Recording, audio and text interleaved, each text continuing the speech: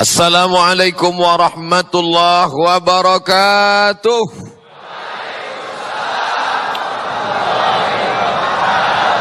Bersyukur kepada Allah dengan ucapan Alhamdulillahi Rabbil Alamin.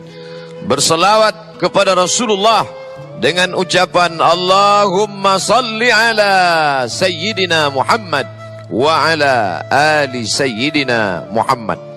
Laisa minna, tidak termasuk golongan kami, kata Nabi sallallahu alaihi wasallam, man lam yarham saghirana, tidak sayang kepada anak kecil, tidak sayang kepada para pemuda, walam ya'rif syarafa kabirina, tidak menghormati yang tua, yang layak untuk dimuliakan, maka bukan umat Muhammad sallallahu alaihi wasallam. Anak-anakku, para pemuda harapan umat dan bangsa, kita sayangi semua. Yang tua, pemimpin, alim ulama, tokoh masyarakat, semuanya kita muliakan. Insya Allah kita semua dimuliakan Allah subhanahu wa ta'ala dengan iman dan Islam. Amin ya Rabbal Alamin. Ayat yang dibaca, surah yang agung dan mulia, surat Al-Qadar. A'udzubillahi minasyaitonirrajim. Bismillahirrahmanirrahim. Inna anzalnahu fi lailatul qadar. Ada dua kata, lailatu malam, qadar malam qadar. Ada tiga makna qadar. Yang pertama, hadza rajulun lahu qadar, ini orang punya kemuliaan. Qadar artinya mulia. Disebut dia dengan Lailatul Qadar karena malam itu malam yang mulia. Makna yang kedua, qadar diartikan dengan makna sempit. Mengapa disebut dengan malam yang sempit? Qadara alaihi rizqahu, disempitkan rezekinya. Andailah malaikat itu dalam bentuk benda padat, batu kerikil, dalam bentuk semen, dalam bentuk atap, dalam bentuk bangunan, dalam bentuk fisik tubuh, pastilah malam itu sempit karena turunnya seluruh malaikat. Yang disebut Allah tanazzalul malaikatu warruh, turun para malaikat, ruh, induk dari para malaikat yaitu Jibril alaihi salam. Tapi karena malaikat itu bukan dalam bentuk benda fisik padat, nur, cahaya. Cahaya sebanyak apapun kita kumpulkan di ruangan ini, baik yang 100 watt, 1000 watt, tidak membuat tempat itu menjadi sempit. Akan tetapi pada waktu pagi, ciri malam Lailatul Qadar, yaitu matahari ka'annaha la syu'a'a laha, seakan-akan tak bercahaya. Mengapa matahari seperti tidak bercahaya? Karena ribuan, ratusan, miliaran malaikat dalam bentuk cahaya naik ke langit. Pada saat itu terkalahkan cahaya matahari. Cahaya matahari redup karena cahaya malaikat yang mengalahkan mereka. Kecepatan cahaya 300.000 km per detik. Begitulah perjalanan Isra dan Mi'raj Nabi Muhammad SAW bersama Borak. Borak juga cahaya. Yakadul barqu yaqtafu absarahum, hampir saja cahaya itu menyambar mata mereka. Jibril dalam bentuk cahaya, jismun nuraniyun, bentuk fisik yang cahaya.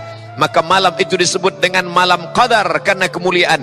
Malam itu disebut dengan malam yang sempit karena pada malam itu andai malaikat berbentuk fisik, tentulah dunia ini akan sempit.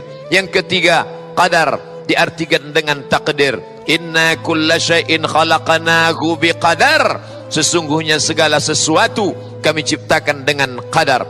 Allah subhanahu wa ta'ala tidak menyebut malam itu kapan. Allah hanya menyebut dia terjadi pada suatu malam.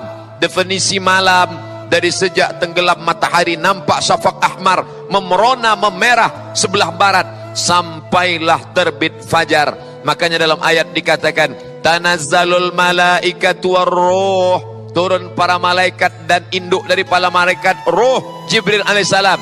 Salamun hiya hatta, selamat pada malam itu sampai batas limit waktunya, hatta matla'il fajr, sampai terbit fajar. Terbit fajar bukan terbit matahari. Ada yang namanya terbit fajar, dan fajar ada dua, fajar sadik, fajar kadhib. Fajar sadik yaitu azan subuh berkumandang, lalu setelah itu barulah terbit matahari. Apakah malam qadar itu sampai terbit fajar atau sampai terbit matahari?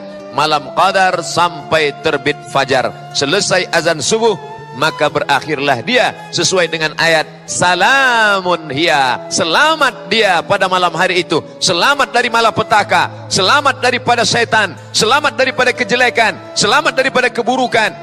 Dia dipenuhi dengan keselamatan. Maka umat Islam diminta berbondong-bondong meramaikan masjid, surau, langgar, musalla, meminta kemuliaan, kerahmatan, keberkahan dari Allah. Salam sampai kapan? Hatta matla'il fajr, sampai terbit fajar. Begitulah umat Islam dianjurkan memuliakan. Maka ada di berbagai tempat tradisi menghidupkan malam. Dari mulai salat maghrib berjamaah, dilanjutkan zikir dan doa, sampai salat isya berjamaah, dilanjutkan dengan salat tarawih, dilanjutkan dengan salat witir, dilanjutkan dengan tadarus, mempersedikit, meminimalisir tidur, lalu kemudian membaca Al-Quran, berzikir, bertasbih, bertahmid, bertakbir, lalu kemudian salat tahajud malam, ditambah dengan salat-salat sunat, salat sunat taubat, salat sunat wudu, salat sunat hajat, salat sunat tasbih, salat sunat tahajud. Tidak lagi ditutup dengan witir, karena sudah menutup witir tarawih dengan witir. La witrani, tidak boleh 2 kali witir fi lailatin, dalam satu malam. Sampai pada puncaknya adalah salat subuh berjamaah. Man shallas subha fi jama'atin, siapa yang salat subuh berjamaah, fa ka'annama shallal laila kullah, dapat pahala seperti salat sepanjang malam. Raka'atul fajri, 2 rakaat salat qabliyah subuh, khairum minad dunya wa ma fiha, lebih baik daripada dunia dan seisinya. Siapa yang tidak mendapatkan kemuliaan Ramadan, faqad hurim. Siapa yang tidak mendapatkan kemuliaan Ramadan, faqad hurim, maka tidak mungkin mendapatkan kemuliaan di luar Ramadan. Sedangkan di dalam Ramadan saja dia tidak meramaikan masjid, apalagi di luar Ramadan. Sedangkan di dalam Ramadan saja dia tidak berinfak, berwakaf, bersedekah, apalagi di luar Ramadan. Maka menghidupkan malam Lailatul Qadar bukan hanya sekedar dengan ibadah-ibadah, tapi juga infak, zakat, wakaf, sedekah. Malam itu malam yang biasa-biasa saja, tapi ketika Allah Ta'ala turunkan Quran pada malam itu, maka malam itu berubah menjadi malam kemuliaan.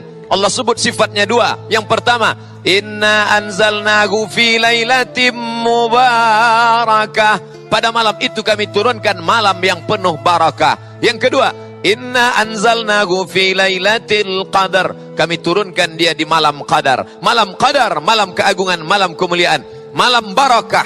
Orang Arab kalau ada onta turun ke suatu tanah, maka dia katakan barakah. Barakah, onta yang turun ke tempat tanah.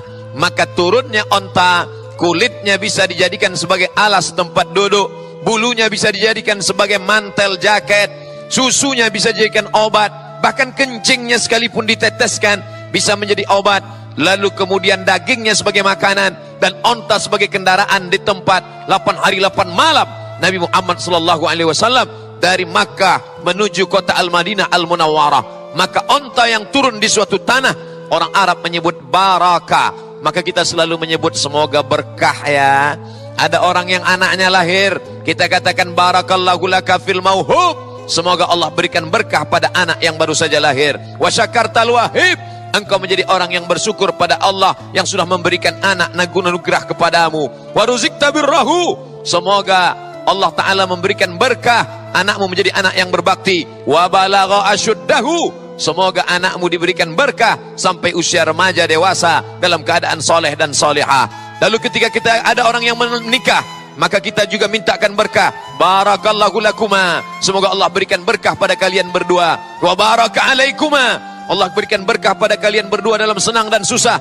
Wa jama'a bainakuma fi khair, Allah berikan kalian kesatuan hati dalam kebaikan. Maka malam itu disebut dengan malam yang penuh barakah. Mengapa?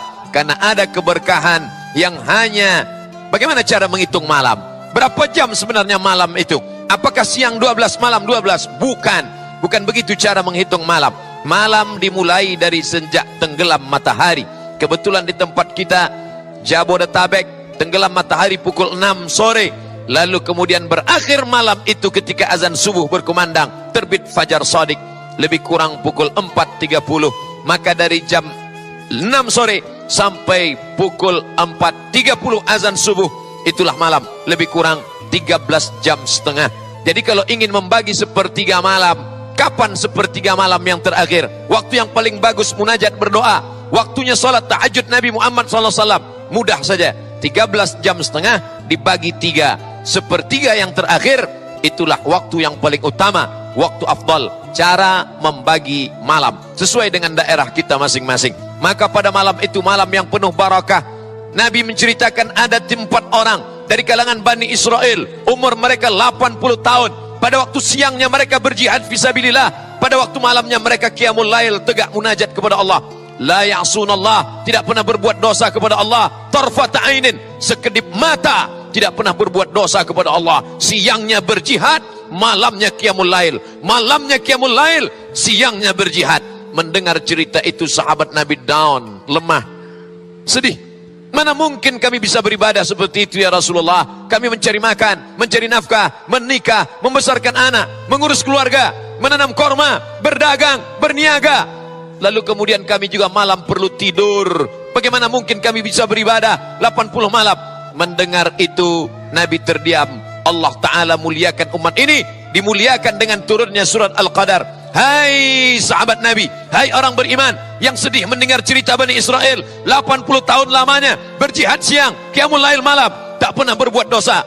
Allah turunkan yang lebih hebat daripada itu. Apa dia? Lailatul Qadri khairum min alfi syahri.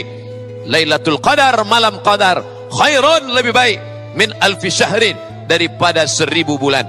Ada orang mengkalikan, menghitung-hitung 1000 bulan sama dengan 80 sekian tahun. Tapi sebenarnya makna 1000 bulan adalah angka tertinggi dalam hitungan Arab adalah 1000. Makanya orang Arab menyebut sejuta alfu alfi. Alfu alfi, 1000 sama dengan sejuta. Maka sesungguhnya yang diinginkan dari kata alfi syahrin bukan 80 sekian tahun, tapi angka tertinggi tanpa batasan. Kalau engkau sedih wahai sahabat karena ada orang Bani Israel 80 tahun beramal tidak pernah berdosa, maka aku berikan balasan alfu syahrin, 1000 bulan tanpa batasan, asalkan engkau beribadah munajat karena Allah Subhanahu wa ta'ala. Oleh sebab itu jangan bersedih wahai orang Islam, walaupun usiamu pendek tapi amalmu banyak. Jangan bersedih wahai orang Islam, walaupun engkau lelah tapi diberikan Allah balasan yang luar biasa. Jangan berduka cita wahai orang Islam, dengan syarat kau muliakan malam-malam itu semuanya. Tapi Allah rahasiakan, dirahasiakan Allah, tidak ada yang tahu siapa yang dapat taubat nasuha. Dirahasiakan Allah, tidak ada yang tahu siapa yang dapat satu doa titik mustajab di hari Jumat. Tidak ada yang tahu siapa yang dapat salat wusta. Tidak ada yang tahu siapa yang dapat haji mabrur. Tidak ada yang tahu siapa dapat malam Lailatul Qadar. Begitu dikatakan oleh Syekh Al-Imam dalam kitabnya yang berjudul Tafsir Mafatihul Ghaib, kunci-kunci ghaib, Al-Tafsir Al-Kabir, Imam Fakhruddin Ar-Razi, meninggal 606. Kata beliau dalam surat Al-Qadar, Allah rahasiakan 5 perkara ini agar supaya menjadi iktibar pelajaran. Mengapa Allah rahasiakan satu doa titik di hari Jumat? Supaya dari mulai petang Jumat, siang Jumat, malam Jumat, pagi Jumat, berdoa, berdoa, berdoa, berdoa. Bahkan sampai ketika khatib naik ke atas mimbar antara 2 khutbah, tetap juga banyak orang berdoa. Kenapa? Mungkin di waktu yang sempit itu, seperti cermin yang terang benderang, ada satu titik hitam di tengah. Dalam satu titik itu doa mustajab kepada Allah Subhanahu wa ta'ala. Mengapa Allah tidak beritahu siapa yang dapat salat wusta? Agar senantiasa mencari waktu utama, salat subuh berjamaah, salat asar berjamaah, salat tahajud, salat witir. Mudah-mudahan menemukan salat wusta. Mengapa Allah tidak beritahu siapa yang dapat taubat nasuha? Supaya orang senantiasa merasa banyak silap, salah, dosa. Dengan itu dia beribadah, munajat, memohonkan ampunan Allah SWT. Begitu juga kita. Mengapa Allah tidak beritahu siapa yang dapat Lailatul Qadar? Karena Allah ingin agar kita meramaikan tiap-tiap malam Ramadan. Malam pertama, malam kedua, malam ketiga, sampai pada akhir malam. Tidak pernah sepi sunyi. Justru semakin berakhir ujung-ujung Ramadan, orang semakin ramai. Taharru Lailatul Qadri, cari Lailatul Qadar fil ashril awakhir min Ramadan, di 10 terakhir Ramadan. Oleh sebab itu menjelang akhir-akhir Ramadan, 18, 19, 20 malam 21, siapkan baju, siapkan pakaian, siapkan budget, siapkan segala yang perlu diperbaiki. Lalu kemudian pergilah ke masjid, tidak kembali. Nabi SAW masuk ke dalam masjid, beriktikaf kalau sudah 10 terakhir Ramadan, syadda ma'zarahu, Nabi kuatkan ikatan, kencangkan ikatan pinggangnya, menunjukkan bahwa tidak lagi ada hubungan kelamin, tidak lagi ada hubungan, hanya hubungan dengan Allah Subhanahu wa taala. Aiqaza ahlahu, dia bangunkan keluarganya di tengah malam, bangun, bangkit, beribadah, lalu kemudian menikmati munajat kepada Allah Subhanahu wa taala, muhasabatun nafs. Mudah-mudahan kita termasuk golongan orang-orang yang senantiasa merindukan dan mendapatkan Lailatul Qadar tahun ini insyaallah.